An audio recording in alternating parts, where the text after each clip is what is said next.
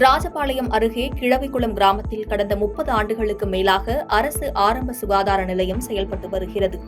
இந்த மருத்துவமனையை 20க்கும் மேற்பட்ட கிராம மக்கள் பயன்படுத்தி வருகின்றனர். தினம்தோறும் 200க்கும் மேற்பட்டவர்கள் வெளிநோயாளிகளாக சிகிச்சை பெற்று வருகின்றனர். இங்கு சித்த மருத்துவ பிரிவும் செயல்பட்டு வரும் நிலையில் பிரசவங்களும் தினம்தோறும் நடைபெற்று வருகிறது. இந்நிலையில் இந்த மருத்துவமனையின் கட்டடம் கட்டப்பட்டு சுமார் 30 ஆண்டுகளாகிவிட்டதால் பல்வேறு பகுதிகள் சேதமடைந்த நிலையில் உள்ளது. இந்த நிலையில் மாத்திரை வழங்கும் அறையின் மேற்கூரை திடீரென உடைந்து விழுந்தது. அப்போது அறையினுள் ஓரமாக அமர்ந்திருந்த மருந்தாளுநர் நூல் இழையில் உயிர் தப்பினார். அவரை தவிர யாரும் அந்த அறையில் இல்லாததால் உயிர் சேதம் தவிர்க்கப்பட்டது. இந்த சம்பவம் அப்பகுதியில் பெரும் பரபரப்பை ஏற்படுத்தியுள்ளது. இந்த கட்டடம் கட்டப்பட்டு பல ஆண்டுகள் ஆகிவிட்டதால் சேதமடைந்த நிலையில் இருப்பதாக அப்பகுதி மக்கள் புகார் தெரிவித்துள்ளனர்.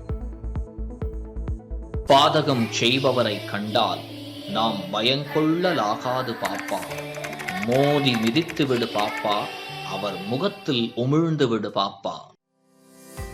அண்மை செய்திகளை உடனுக்குடன் தெரிந்து கொள்ள இணைந்திருங்கள் இயம்நாடு தொலைக்காட்சியுடன்.